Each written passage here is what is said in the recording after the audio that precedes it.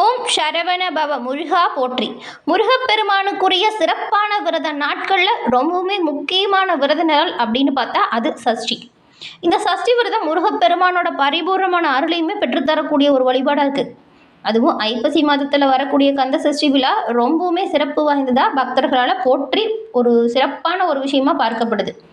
அதே போல் மாதந்தோறும் வரக்கூடிய இந்த சஷ்டியில் யாரெல்லாம் விரதம் இருக்கலாம், அப்படி விரதம் இருக்கிறதுனால என்ன மாதிரியான பயன்களை அந்த நபர் பெற முடியும் அப்படிங்கிறது தான் நாம் இப்போ இந்த பதிவில் பார்க்க போகிறோம். பொதுவாகவே மாதந்தோறும் வரக்கூடிய சஷ்டி திதியில் முருகப்பெருமானுக்கு விரதம் இருந்து ஒரு நபர் வழிபாடு செய்கிறதுனால அவங்களோட வாழ்க்கையில் என்ன நன்மைகள் எல்லாம் பெற முடியும் அப்படிங்கிற ஒரு முழுமையான தகவலையும் தான் உங்களுக்காக இந்த பதிவில் நாங்கள் இப்போ சொல்லியிருக்கோம். இந்த பதிவு நிச்சயமாக நீங்கள் பயன்பெறும் வகையில் இருக்கும். ஸோ ஸ்கிப் பண்ணாமல் முழுமையாக பாருங்கள். உங்களுக்கு முருகப்பெருமான் ரொம்பவும் பிடிச்ச கடவுள் அப்படின்னா அறுபடை முருகனுக்கு அரோகரா அப்படிங்கிற மந்திரத்தையும் மறக்காமல் 3 முறை பதிவிடவும் செய்யுங்க. நீங்கள் அப்படி செய்யும்போது உங்கள் ஆள் மனதில் ஒரு பிரார்த்தனையை நினச்சிக்கிட்டு செஞ்சு பாருங்களேன். அந்த பிரார்த்தனை விரைவில் முருகன் அருளால் உங்களுக்கு நடக்கும். ஏன்னா உங்களுக்காக வாழ்த்துக்களையும் நாங்கள் சொல்கிறது மட்டும் இல்லாமல் இறைவன்கிட்ட உங்களுக்காக பிரார்த்தனையும் செஞ்சுக்கிறோம். இந்த பதிவை பார்த்துட்டு இருக்க நீங்கள் உங்களோட வாழ்க்கையில் இருக்கக்கூடிய எல்லா வித கஷ்டங்களும் முருகனின் அருளால் நீங்கி நலம் பெற்று சிறப்புடன் வாழ வாழ்த்துக்களையும் தெரிவிச்சுக்கிறோம். பொதுவாக சஷ்டி அப்படின்னு பார்க்கும் பொழுது குழந்தை இல்லாதவங்க, அதாவது குழந்தை வரம் வேண்டவங்க சஷ்டி விரதம் இருப்பாங்க அப்படின்னு சொல்லுவாங்க. அது மட்டும் இல்லைங்க, எந்த பிரச்சனையாக இருந்தாலும் சரி இந்த சஷ்டியில் விரதம் இருந்து முருகப்பெருமான மனமுருக நம்பிக்கையோடு வழிபட்டா அவங்களோட வாழ்க்கையில் இருக்கக்கூடிய கஷ்டம் முருகன் கண்டிப்பாக தீர்த்து வைப்பார். இது நிறைய பக்தர்களால் அனுபவ ரீதியாக கண்ட உண்மையாகவும் இருக்குது. அதே போல் முருகப்பெருமானுக்குரிய சிறப்பான விரதங்களில் ரொம்ப முக்கியமான விரதம் இந்த சஷ்டி விரதம். ஐப்பசி மாதத்தில் வரக்கூடிய கந்த சஷ்டி விழாவின் போது பாருங்கள், லட்சக்கணக்கான பக்தர்கள் விரதம் இருந்து முருகப்பெருமான வழிபாடு செய்வாங்க. அதே போல் கந்த சஷ்டி காலத்தில் மட்டும் இல்லாமல் மாதந்தோறும் வரக்கூடிய சஷ்டி தினங்களையுமே முருகனுக்கு விரதம் இருந்து வழிபாடு செய்கிறதுனால அந்த நன்மைகளை பெற முடியும். வளர்பிறை திதியில் இல்லைன்னா தேய்பிறை திதியில் மாதத்துக்கு 2 முறை சஷ்டி வருது. உங்களுக்கு எந்த நாள் உகந்ததாக இருக்கோ அன்றைய தினம் விரதம் இருந்து முருகப்பெருமான வழிபாடு செய்கிறது நல்லது.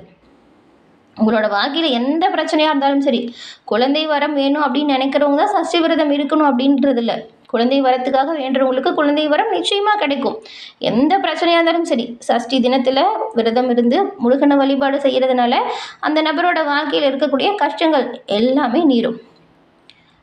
மேலும் மாதந்தோறும் வரக்கூடிய சஷ்டி விரதத்தை யாரெல்லாம் இருக்கலாம், விரதம் இருக்கும் முறை என்ன, என்ன பாடல் பாராயணம் செஞ்சு முருகப்பெருமான வழிபாடு செய்யணும் அப்படிங்கிறத முழுமையான விளக்கத்தோடையும் வாங்க நாம இப்போ பார்க்கலாம். இந்த பதிவு பார்த்துட்டு இருக்க நீங்கள் உங்கள் ஜாதக கணிப்பால் எதிர்காலத்தில் நடக்கக்கூடிய விஷயத்தை முன்கூட்டியே தெரிஞ்சுக்கிறதுக்கும் இப்போ உங்களோட வாழ்க்கையில் ஏற்பட்டிருக்கக்கூடிய பிரச்சனைகள் பரிபூர்ணமாக தீரணும் அப்படின்னு நினச்சிங்கன்னா டிஸ்கிரிப்ஷனில் பாருங்கள், ஜோதிடரோட நம்பர் கொடுத்துருக்கோம். அந்த நம்பருக்கு நீங்கள் ஃபோன் பண்ணாலே போதும், எளிய முறையில் உங்கள் ஜாதக கணிப்பு தெரிஞ்சுக்கலாம். எல்லா வகையிலுமே சிறப்பான உயர்வை இதனாலேயும் நீங்கள் பெறலாம். இந்த ஒரு வாய்ப்பை தவற விடாமல் பயன்படுத்தி பாருங்கள். ஏன்னா இப்போ இறை வழிபாட்டை ஒருத்தரும் எப்படி செஞ்சால் நன்மையை பெற முடியும் அப்படின்னு சொல்கிறோம். ஆனால் உங்கள் ஜாதகத்தில் பாருங்கள், கிரக நிலை சூழல் வேறு மாதிரி தான் இருக்கும். ஒருத்தருக்குமே மாறி தான் இருக்கும். அதனாலையுமே இந்த பலன்கள் அப்படிங்கிறது மாறுபடும் இல்லையா? அதனால தான் உங்களுக்கு நல்ல ஒரு உயர்வை பெற நீங்கள் நிச்சயமாக உங்கள் ஜாதக கணிப்பை தெரிஞ்சுக்கிறதும் நல்லதாக இருக்கும். அதனால தான் இந்த நம்பரை கொடுத்துருக்கோம், பயன்படுத்தி பாருங்கள். யாரெல்லாம் முதல்ல சஷ்டி விரதம் இருக்கலாம் அப்படிங்கிறத பார்க்கலாம்.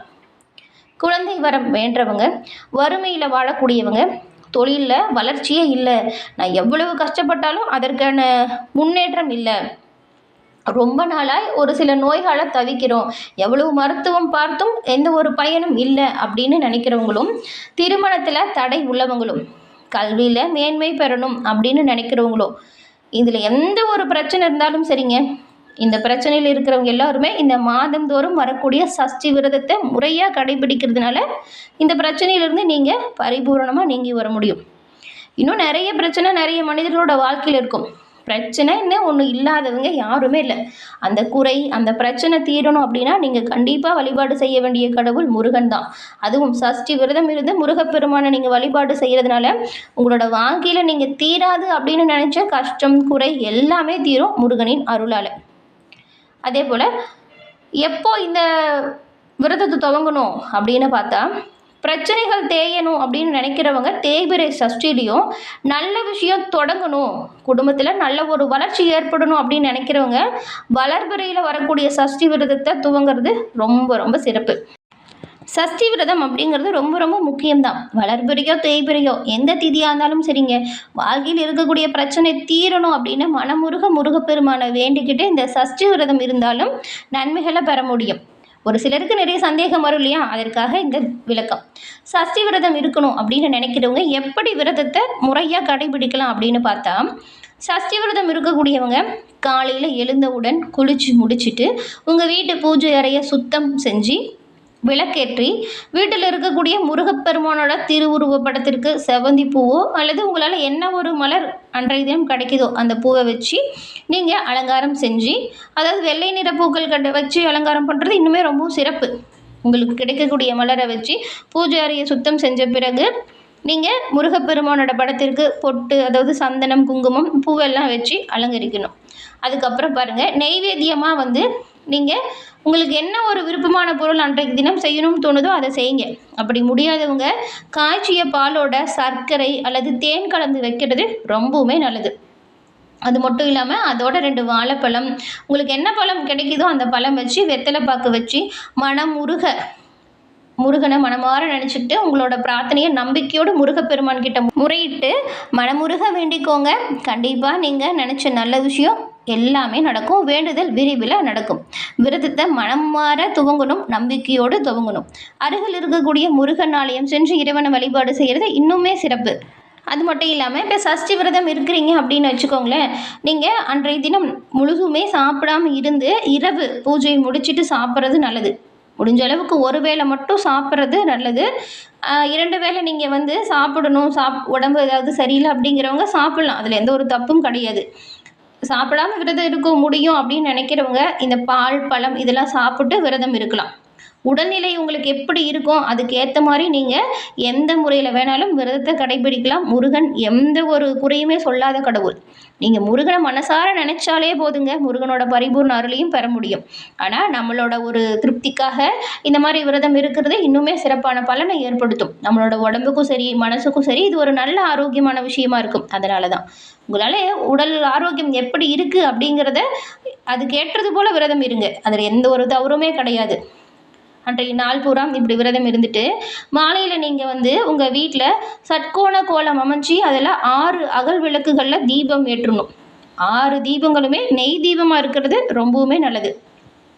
6 தீபம் நெய் தீபமாக ஏற்ற முடியல அப்படின்னு நினைக்கிறவங்க அதில் ஒரு தீபமாச்சும் நெய் தீபமாக இருக்கணுங்க. அந்த மாதிரி பார்த்துக்கோங்க. இப்படி நெய் தீபம் ஏற்றி வழிபாடு செய்கிறது இன்னுமே சிறப்பு. அப்பயுமே நீங்கள் நெய்வேத்தியமாக கொஞ்சம் காய்ச்சிய பால் பழம் வச்சு வழிபாடு செய்யணும். பூஜைகளை முடிச்சதுக்கப்புறம் நெய்வேத்தியமாக வச்சுருக்கக்கூடிய பாலை நீங்கள் குடித்து விரதத்தை முடிச்சுக்கலாம். அதில் எந்த ஒரு தவறுமே கிடையாது. நீங்கள் இப்படி சஷ்டி விரதம் இருக்கக்கூடிய நபர்களாக இருந்தால் என்ன ஒரு பாடலை பாராயணம் செஞ்சு வழிபாடு செய்யணும் அப்படின்னு பார்த்தா, குழந்தை பேர் வேண்டி விரதம் இருக்கக்கூடியவங்களாக இருந்தால் அதற்குரிய திருப்புகழ் பாடலை பாடி நீங்கள் இறைவனை பாராயணம் செய்யணும். குழந்தை பேர் வேண்டுவதற்கு திருப்புகழ் பாடல் ரொம்பவுமே உகந்தது. காலை மாலை 2 வேளையுமே உங்கள் பூஜை அறையில் அமைதியாக உட்காந்து முருகப்பெருமான மனமுருகன் நம்பிக்கையோடு திருப்புகழை பாடி இறை வழிபாடை செய்யுங்க. இது ரொம்பவுமே சிறப்பான உயர்வை ஏற்படுத்தும். காலை மாலை 2 வேளையுமே திருப்புகழை பாராயணம் செய்வது குழந்தை பேர் வேண்டி விரதம் இருக்கிறவங்களுக்கு கூடுதலான பலனை ஏற்படுத்தும். அதே போல் மற்ற பிரச்சனை உள்ளவங்களுமே உங்களோட வாழ்க்கையில் இருக்கக்கூடிய எல்லா பிரச்சனைகளுமே தீர பொதுவாக நீங்கள் பாருங்கள், கந்த சஷ்டி கவசம் படிக்கிறது ரொம்ப ரொம்ப நல்லது. கந்த சஷ்டி கவசம் எல்லோருமே சொல்ல வேண்டிய ஒரு சிறப்பான மந்திரம். யார் வேணாலும் சொல்லலாம், எப்போ வேணாலும் சொல்லலாம். மனசார முருகப்பெருமானை நினச்சிட்டு நம்பிக்கையோடு சொல்லுங்கள். நன்மையும் நல்ல ஒரு உயர்வையும் நீங்கள் நிச்சயமாக பெறுவீங்க. நீங்கள் எந்த ஒரு காரணத்துக்காக விரதம் இருக்கிறீங்களோ அந்த காரியம் நிறைவேறும் வரை ஒவ்வொரு மாதத்திலுமே வரக்கூடிய வளர்பிறை தேய்பிறை சஷ்டிகளில் விரதம் இருந்து முருகனை மனமுருக வேண்டிக்கோங்க. குழந்தை வரம் வேண்டவங்க குழந்தை பிறக்கும் வரை இந்த விரதத்தை தொடர்ந்து இருக்கணும். முருகப்பெருமான் எப்பொழுதுமே எல்லோரோட வாழ்க்கையிலுமே நன்மை தரக்கூடிய கடவுள் அப்படிங்கிறதுனால தொடர்ந்து இந்த விரதத்தை இருங்க. உங்களோட வாழ்க்கையில் இருக்கக்கூடிய கஷ்டங்கள் துன்பங்கள் குறைகள் இது எல்லாமே நீங்கி நன்மைகளையும் நல்ல ஒரு உயர்வையும் நீங்கள் நிச்சயமாக பெறுவீங்க.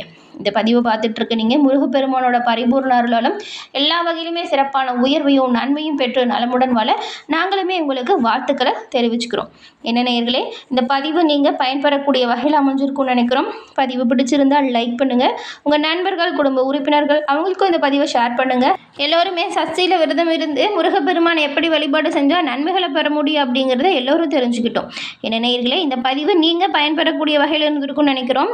இந்த பதிவு பிடிச்சிருந்தால் லைக் பண்ணுங்கள். மறக்காமல் சப்ஸ்கிரைப் பண்ணி வச்சு பாருங்கள். கூடவே வரக்கூடிய பெல் ஐக்கான் அதையும் கிளிக் பண்ணி வச்சுக்கோங்க. அப்போ தான் நாங்கள் போடுற பதிவுகள் உடனுக்குடன் உங்களை வந்தடையும். தொடர்ந்து பார்த்தமைக்கு நன்றி.